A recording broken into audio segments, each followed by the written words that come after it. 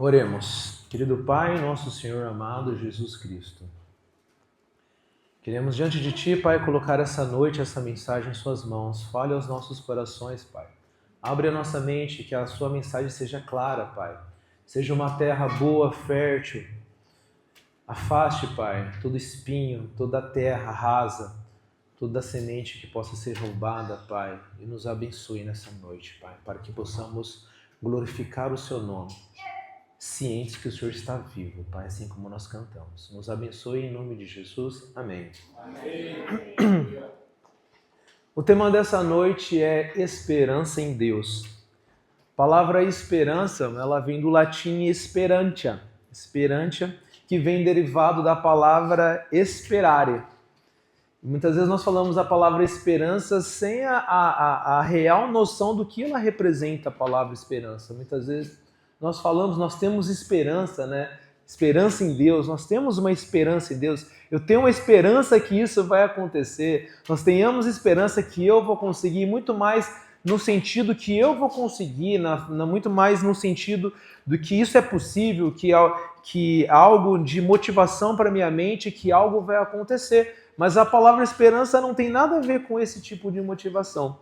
A palavra esperança, derivado do sperantia no latim, derivado da palavra esperare, nada mais é esperantia, o verbo participo da palavra original esperare.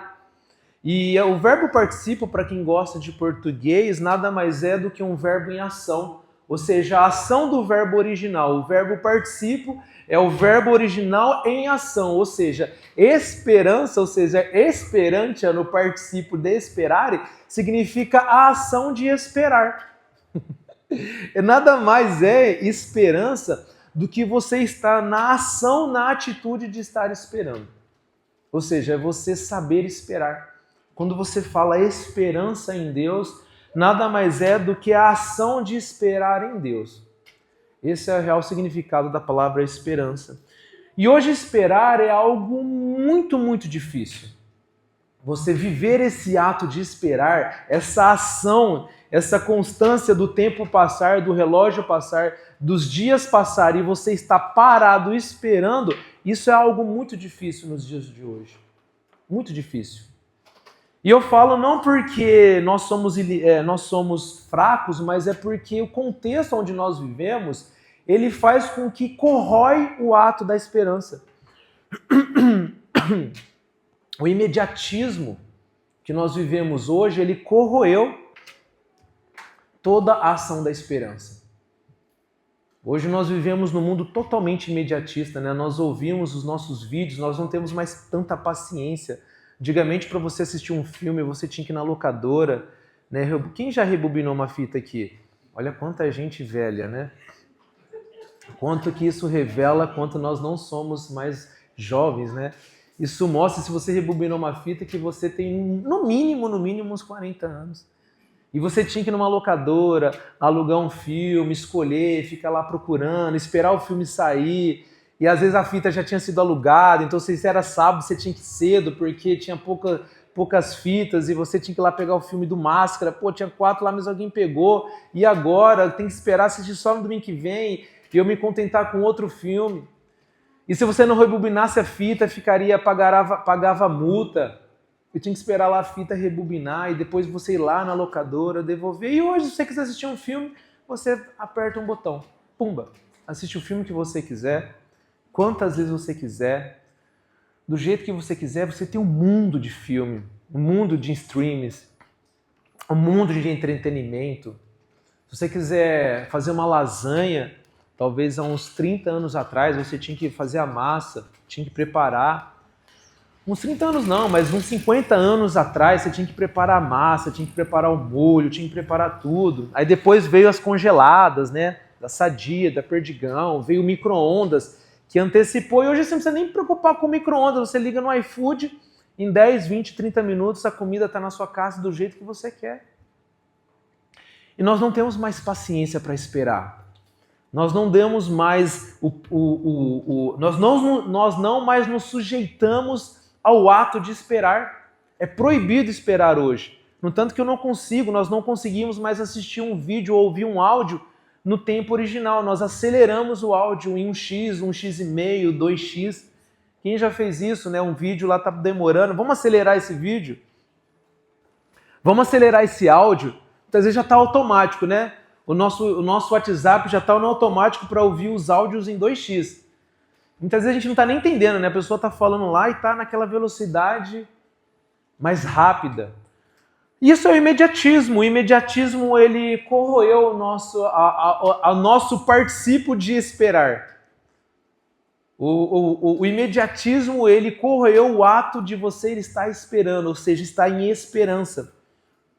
E gerou ansiedade, gerou problemas psicológicos, ansiedades, jovens ansiosos, crianças ansiosas, crianças tomando antidepressivos, ansiolíticos, jovens extremamente ansiosos, todo mundo com problema.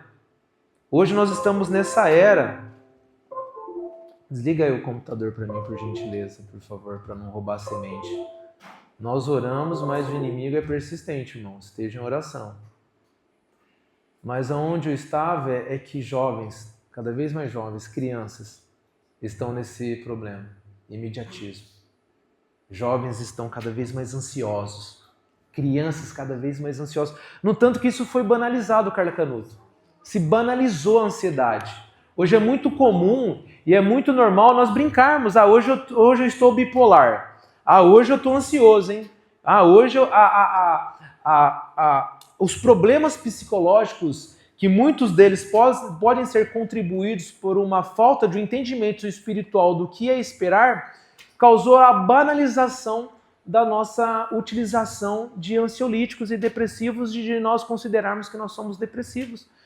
É tão comum nós sermos ansiosos e é tão comum nós sermos depressivos e nós sermos bipolar que se banalizou.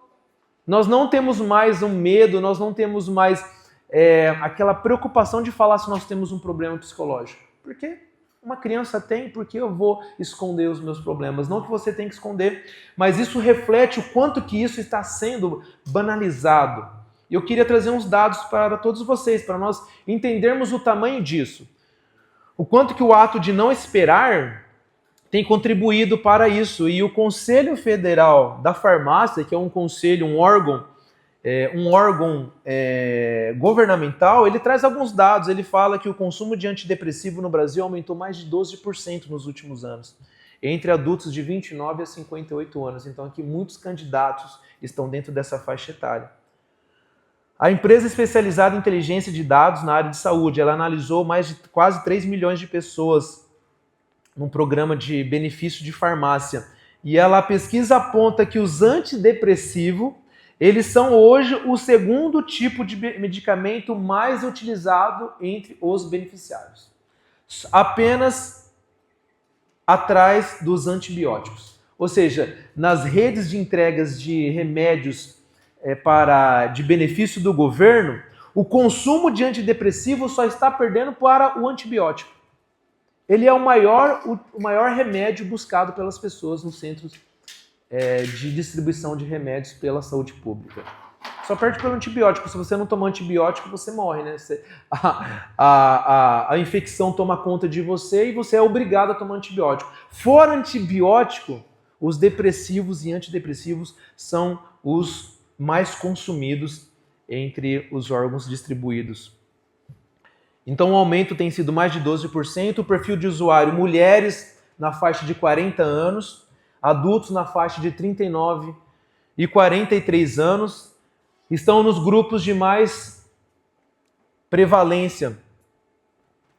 Medicamentos comuns como antidepressivos mais receitados, sertralina, fluoxetina, encitalopram, paroxetina, são os mais utilizados. Talvez aqui muito comum entre os nossos linguajares, né? Muito comum entre as nossas gavetas, entre as nossas falas. E segundo os dados, segundo a pesquisa, o impacto social, o crescimento é atribuído à maior conscientização sobre a saúde mental. Ou seja, é melhor nós nos colocarmos como isso, como um benefício que a conscientização está acontecendo, por isso que tem aumento, ao invés de nós muitas vezes olhar para a real causa, muitas vezes uma das reais causas dos nossos problemas de ansiedade, que é o fato de nós não aprendermos a esperar. O fato de nós termos a necessidade de exercitar a necessidade de esperar. O fato de esperar em Deus. O fato de nós aprendermos a esperar em Deus.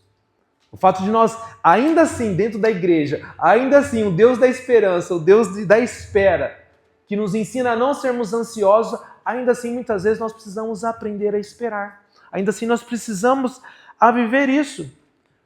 Por isso, a primeira lição é muito simples, muito óbvia, mas muito complexa de entender. É não andeis ansiosos. A Bíblia diz em Filipenses, todo mundo sabe decorado, Filipenses 4:6 diz, não andeis ansiosos por coisa alguma, mas contudo por orações, súplicas e ações de graça apresente seus pedidos a Deus. E a pergunta é, por que nós andamos ansiosos? Por que nós consumimos tantos antidepressivos? Por que muitas vezes nós somos ansiosos? Por que nós não sabemos esperar? Por que nós não falamos com Deus? Por que nós não conversamos com Deus? E eu não estou fazendo uma apologia contra remédio, não é nada disso. Mas é só uma reflexão, como é que muitas vezes Deus já sabia dessa fragilidade humana. Como Deus sabe que nós somos ansiosos. Como Deus sabe da nossa inclinação de nós fazermos da nossa vontade, nós queremos os resultados do nosso tempo. Deus sabe disso e que muitas vezes nós precisamos controlar isso. E ele já fala, não andeis ansiosos, é uma prática, é um hábito. Eu estou andando, eu estou acordando, eu estou vivendo, eu estou trabalhando, eu estou comendo, eu estou conversando, tudo de uma forma ansiosa. É minha vida, é um hábito. E quantas coisas que nós andamos ansiosos, que nós compramos um remédio, nós nos tornamos depressivos, nós ficamos sem controle, perdemos noites de sono. E quantas vezes diante desses problemas nós conversamos com Deus?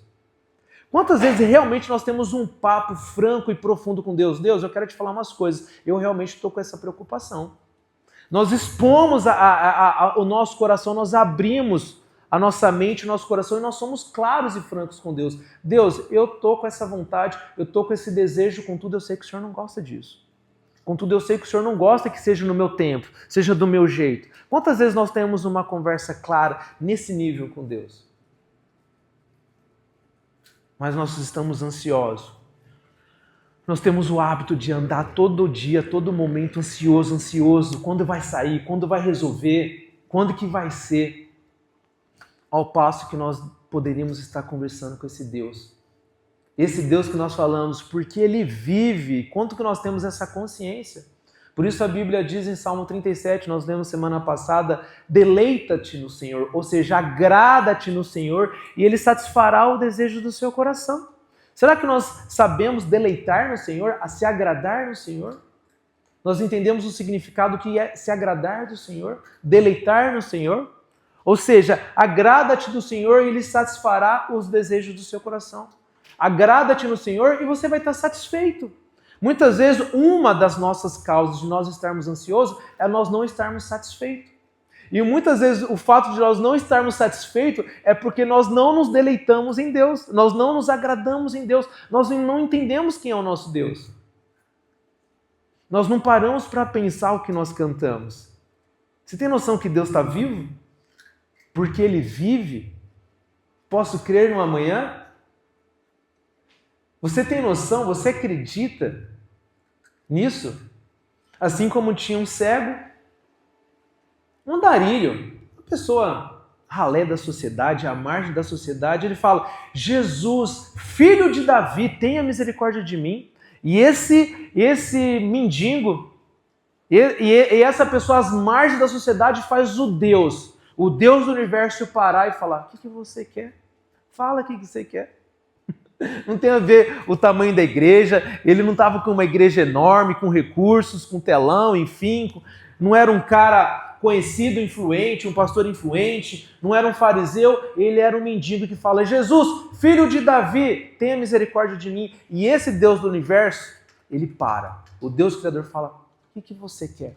Porque esse cara, esse mendigo, ele sabia quem era Jesus. Ele, na mente dele, ele descreve, em poucas palavras, filho de Davi, que você realmente é aquele profetizado, você realmente é aquele que é falado desde os nossos patriarcas, desde Jacó, desde Moisés, desde Davi, que viria um maior que Davi, da descendência, que ele seria rei e que ele morreria, mas que ele está vivo e ele reina até hoje. Sabia que isso continua até hoje, dia 28 de junho? Jesus reina agora num trono celeste, porque ele morreu e ele ressuscitou e ele é filho digno por direito desse trono. Por isso que ele reina na sua vida. Será que nós temos noção quem é esse Deus hoje nas nossas vidas? Será que nós colocamos os nossos anseios diante desse tipo de Deus? Um Deus poderoso que vive até hoje? Será que nós temos essa noção? Será que nós nos agradamos e nós nos deleitamos nesse Deus? Nós acreditamos ao ponto de colocar os nossos pensamentos e se agradar desse Deus, se deleitar é isso, se agradar do Senhor é isso, deleitar-se nele, é dependência total dele. Seus pensamentos estão em Deus, as suas ações, as suas decisões estão dependentes de Deus. Assim como diz em Romanos 12, 2, irmãos, renovai pela transformação da sua mente, para que possa experimentar a boa, agradável e perfeita vontade de Deus. Muitas vezes nós não experimentamos a boa, a agradável e a perfeita vontade de Deus porque a gente não conseguiu direcionar a nossa mente de entender quem é esse Deus, o que Ele é capaz de fazer no nosso casamento, o que Ele é capaz de fazer em nossas vidas, o que Ele é capaz de fazer na nossa vida espiritual. Nós temos um pensamento da grandeza desse Deus. Será que nós sabemos quem é esse Deus de verdade? Nós temos a lembrança das suas revelações, do que Ele já revelou, do que Ele já prometeu, do que vai acontecer. Nós confiamos e nós esperamos e nós sabemos esperar desse Deus que Ele vai voltar e vai resolver todos os nossos problemas. Será que nós renovamos a transformação da nossa mente ciente do que Ele já prometeu, que Ele virá e Ele resolverá todos os nossos problemas? Dependência total deles, irmãos. Dependência total do nosso Senhor. Por isso eu queria te convidar a você ler um texto no livro de Lamentações, capítulo 3. Ele fala exatamente disso. Lamentações, capítulo 3. Ele diz exatamente o que é você depender de um Deus verdadeiro.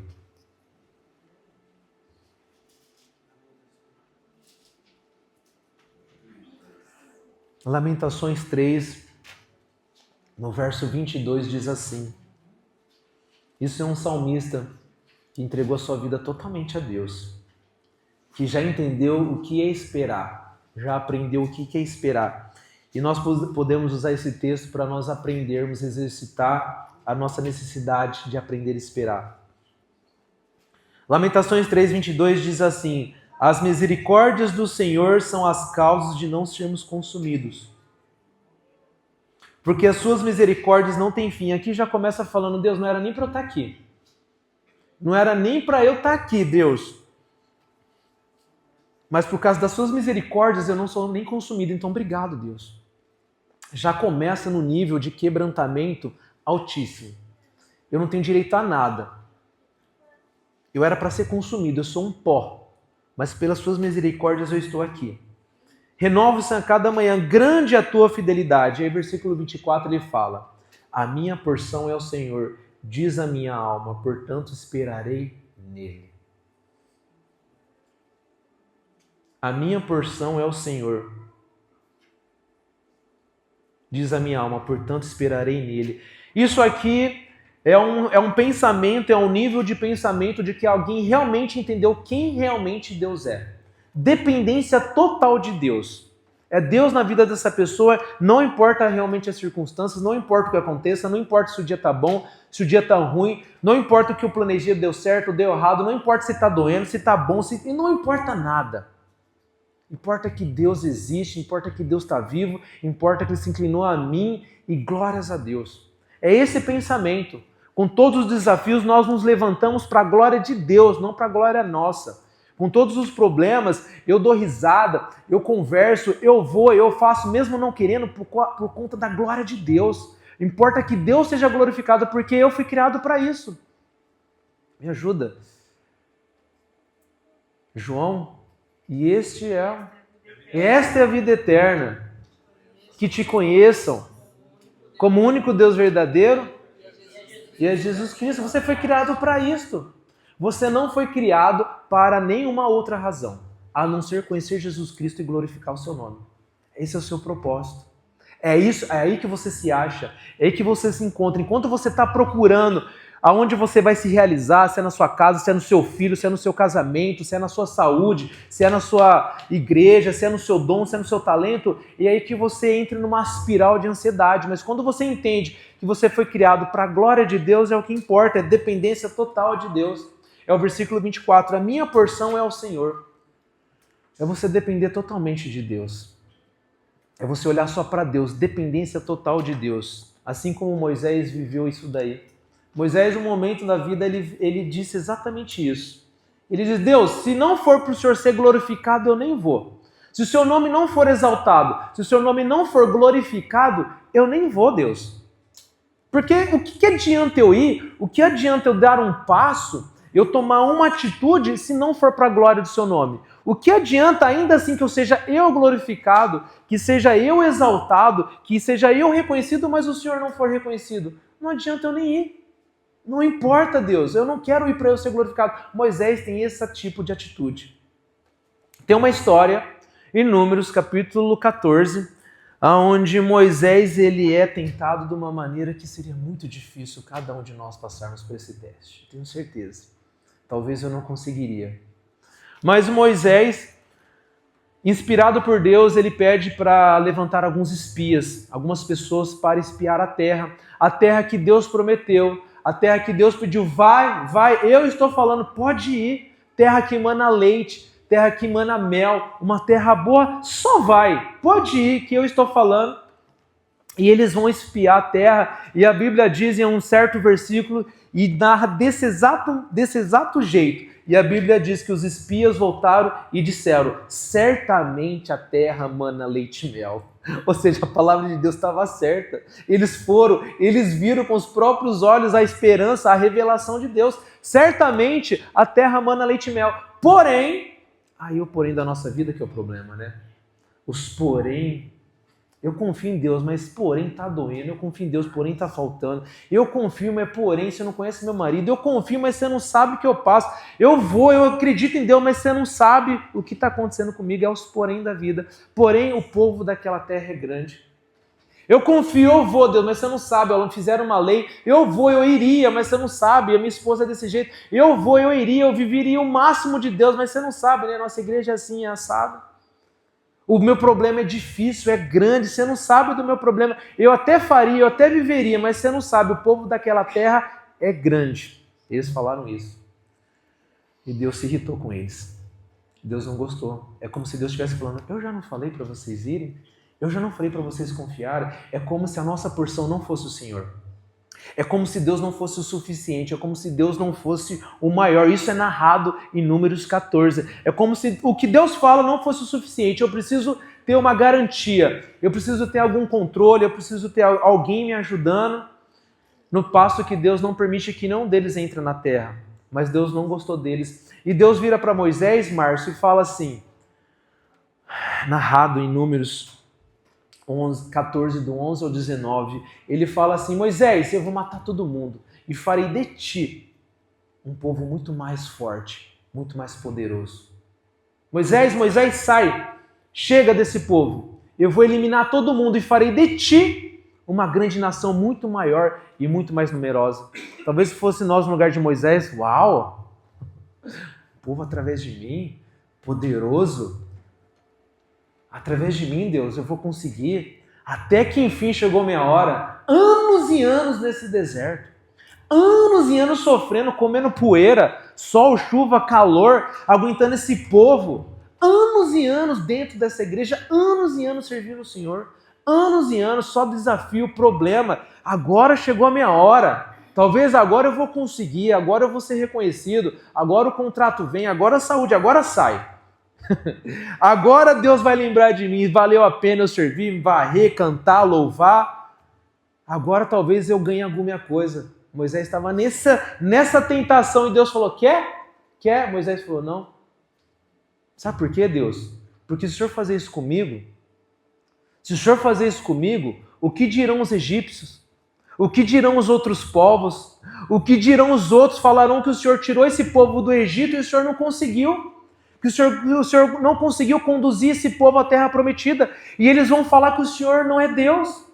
Eles vão falar que o Senhor não é poderoso. Longe de mim o Senhor fazer isso comigo. Perdoa eles, Senhor. Tenha misericórdia deles. Será que nós temos essa capacidade, essa sabedoria, maturidade espiritual? Deus, não glorifique o meu nome se o seu nome não for glorificado mais do que eu. Será que nos púlpitos de hoje, que são encorajados que você vai ter a cura, que você vai ter o contrato, que a sua coluna vai resolver, os seus olhos vão ser curados, o seu câncer vai ser curado, que o seu contrato vai vir, as suas finanças vão melhorar, o seu casamento vai ser restaurado? Será que os púlpitos de hoje em dia são capazes de criar pessoas como Moisés? Capaz de falar, Deus, eu não quero ser glorificado se o Senhor não for glorificado mais do que eu. Será que Deus é a nossa porção? Será que Deus, Ele é exaltado? Um foco total na glória de Deus. Um foco total na glória de Deus. Diferente do que Deus tem para mim. Diferente do que a igreja tem para mim. Diferente do que como se a iluminação está do jeito que eu quero, se a comida está no jeito que eu quero, se está na quantidade que eu quero. Diferente se o pastor está falando o que eu quero, diferente se o irmão está me cumprimentando, diferente se a igreja está me entregando, o que eu tenho eu estou recebendo, mas é foco total na glória de Deus. Enquanto nós não entendermos o quanto que Deus se preocupa, o quanto Deus quer que uma vida seja glorificada, enquanto nós não olharmos para um visitante, enquanto nós não olharmos para uma vida com foco que a porção nossa é Deus, importa que as coisas de Deus, importa que Deus seja glorificado na vida de uma transformação de um visitante, enquanto nós não olharmos para uma pessoa que não conhece a Deus, nós não trabalharmos na igreja e nós não trabalharmos no evento, numa atividade focado que alguém que não conheça a Deus e que essa pessoa pode ser transformada e glorificar a Deus mais do que muitas vezes eu que estou 20, 30 anos da igreja preocupado se a luz, se a comida, se a cadeira está no jeito que eu quero, preocupada com as outras pessoas que já conhecem o Senhor, se está do jeito que está me servindo, se está do jeito que está legal para mim ou não está legal para mim, enquanto muitas vezes nós não olharmos com um olhar de transformação, muito mais do que esse evento eu gosto, esse evento eu não gosto, esse dia eu vou, eu acho legal, esse dia eu não acho tão legal. Enquanto nós não olharmos para isso, talvez nós vamos estar tomando os nossos ansiolíticos, nós vamos estar depressivos, talvez nós vamos andar ansiosos, porque nós vamos estar simplesmente olhando para as nossas vidas. Nós vamos estar olhando para o que eu quero. Nós vamos estar olhando para o que Deus pode nos entregar. E quando a gente olha para o nosso eu, quando a gente olha para o que eu posso, é onde vem a ansiedade. Porque não existe nada na vida, não existe nada nesta terra que é capaz de te satisfazer. Deleita-te no Senhor e Ele satisfará os desejos do seu coração. Você quer ser satisfeito? Glória total a Deus. Foca em glorificar a Deus.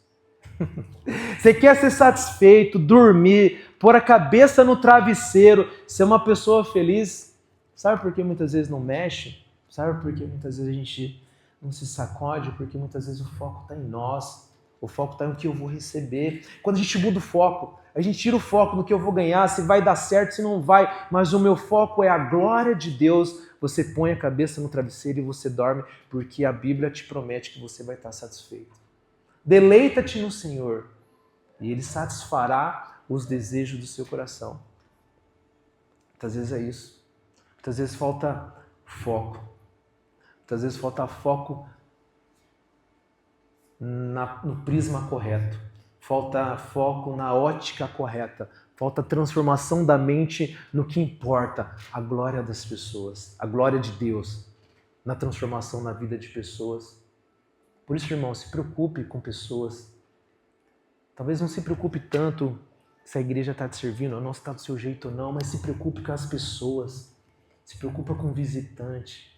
Se preocupa com o seu vizinho que não conhece a Deus. Se preocupa em estar, não porque você vai ser glorificado, não porque você vai estar bem ou não, mas se preocupa em estar nos ambientes de Deus porque você quer ajudar que pessoas sejam glorificadas. Foco na glória de Deus. Foco no que Deus importa, transformação de pessoas, e você está aqui na terra somente para ser um instrumento, coisas que os anjos anelavam fazer. Os anjos imploravam para Deus, Deus, deixa que eu vou no encontro de casal, deixa que eu vou falar com esse visitante, Deus, deixa eu ficar com esse visitante sentado do lado dele o tempão falando do Senhor. Os anjos falaram isso para Deus. Deus, dá todos os eventos para eu ir, como que eu posso ir em todos os eventos do Senhor, todos os visitantes, ficar conversando com eles, eu quero falar do evangelho para eles, Deus. Os anjos falaram isso para Deus, Deus falou, não, é o seu Adelso. Deixa esse privilégio para a irmã Fátima. Não, esse privilégio é do Carlos Eduardo. Privilégio. Você participar. Ah, mas a comida não está no tanto que eu quero, mas a cadeira não está no jeito que eu quero, a iluminação, o som, as pessoas e os anjos implorando para evangelizar. Os anjos implorando para evangelizar o seu vizinho. Os anjos implorando, Deus, me deixa eu viver isso, porque Ele sabe o quanto que é grande isso. Ele sabe quanto que isso satisfaz, porque eles vivem na região celestiais, eles estão vendo a grandeza de Deus. O que falta, irmão, é nós, a porção de Deus, a minha porção é o Senhor. O que falta muitas vezes é nós transformarmos a nossa mente e entender o quão grande é esse Deus, porque Ele vive, é nós entendermos que Ele vive. Se Ele vive, Ele é grande, Ele é o Senhor, o quanto que você se deleita nesse Deus, o quanto você vive para a glória desse Deus, para você ter paz, para você dormir bem, e talvez você não está nessas estatísticas. Minha porção é o Senhor, é olhar para cada um de nós. O que eu devo fazer? Não que meu marido deve, não que meu pastor deve, não que o líder do meu ministério deve, não que a igreja deve fazer, mas o que nós devemos fazer é isso aqui que representa a ceia. Eu te convido para você ceiar nessa noite. Mas cuidado. Eu te convido. Você participar da ceia é um dos momentos mais grandes da humanidade. É você viver o mandamento de Jesus. Ele fala, façam isso em memória de mim. O que nós vamos fazer agora é comer o pão e tomar o vinho. É o corpo e o sangue de Jesus. Ele fala, façam isso também cientes do que vocês estão fazendo. Ele fala em Coríntios, fala, examine-se o homem a si mesmo. Ele fala, examine-se o homem a si mesmo. Eu te encorajo a você não olhar para o lado. Eu te encorajo a você não olhar para sua esposa. Eu te encorajo a você não olhar para o seu pastor. Eu te encorajo a você não olhar para a sua vida, não olhar para o seu pai, para a sua mãe, pelos traumas que você teve, pelas dificuldades que você tem. Eu te encorajo a você não olhar para nada, você olhar para você. É o mais difícil. Quando você olha para você, talvez a gente possa falar, Deus, eu não sei esperar. Me ajuda a aprender a esperar. Deus, a minha porção é o Senhor, diz a minha alma, portanto esperarei nele. Por que eu não sei esperar, sendo que o Senhor é minha porção? Será que o Senhor ainda não é minha porção? Será que o Senhor ainda não é tudo na minha vida que me faz estar ansioso? Será que eu não converso com o Senhor o suficiente? Será que eu não tenho uma noção suficiente de quem é o Senhor? Converse com Ele, irmão. Tenha um bate-papo franco com Ele. Falando, Deus, é eu e o Senhor agora. Não tem nada a ver, não tem ninguém do lado. Não tem minha história, não tem meu pai, não tem minha mãe, não tem meu trauma, não tem meu passado, não tem meu futuro, não tem meu marido, tem eu. E agora, Deus, o que eu faço? Lamentações 3:39. Porque, pois, se queixa um homem vivente, por que você reclama? Por que você se preocupa? Por que você está ansioso? Por que você murmura? Queixa-se cada um dos seus próprios pecados. Ou seja, antes de nós reclamarmos, antes de murmurar, vamos examinar cada um a si mesmo. Vamos reclamar de quanto que eu tenho errado. Deus, eu tenho errado tanto. Eu não tenho confiado no Senhor, tenho andado ansioso. O Senhor ainda não é minha porção, Deus. Eu quero me queixar disso, Deus, para o Senhor. O Senhor não é a minha porção. Eu ainda não vivo totalmente para a sua glória. A sua glória não é maior do que os meus desejos. As minhas vontades, os meus anseios, o meu conforto, o meu medo, a minha insegurança, ainda assim Deus é maior do que a sua glória, mas eu sei que o Senhor não gosta disso. Eu sei que isso é pecado diante de ti. O meu conforto, o jeito que eu olho, o jeito que eu penso, eu vejo as coisas e muitas vezes eu vejo que as coisas deveriam me glorificar muito mais do que eu deveria glorificar o Senhor. Eu sei que isso é errado, Deus. Por isso eu queria me examinar diante de Ti, Deus. Eu queria colocar e ser sincero diante de Ti, Deus. Quanto eu preciso melhorar. Quanto eu gostaria que o Senhor fosse minha glória, fosse minha porção, independente do que aconteça. Esse foi um sentimento de Moisés. Um homem que foi sepultado por Deus. Deus falou, deixa que eu enterro Moisés. Tamanho foi a honra desse homem. Não mais do que Deus, mas o quanto é importante, irmãos, nós nos preocuparmos com a glória de Deus. Isso começa por isso. O que eu devo fazer? Examine-se. Portanto, irmãos, nós vamos tomar a ceia. Eu queria que você examinasse. Examine-se um homem a ti mesmo. Pense, seja franco. Bata um papo com Deus. Deus, eu fiz umas coisas essa semana, esses dias, mas eu acho que isso não te agrada. Eu queria que verdadeiramente o Senhor fosse a minha porção. Eu queria verdadeiramente me deleitar e verdadeiramente confiar que o Senhor vai voltar, o Senhor vai me buscar, o Senhor prometeu, o Senhor revelou. Não importa mais, Pai, que as coisas não estão do meu jeito. Importa o que o Senhor já falou. Importa o que o Senhor já falou da terra prometida. Eu somente vou. Se está fácil, se está difícil, se é grande ou gigante, o Senhor é a minha porção. Portanto, esperarei no Senhor. Bata esse papo com Ele, abaixa a sua cabeça. Converse com Deus. Confesse. Oremos.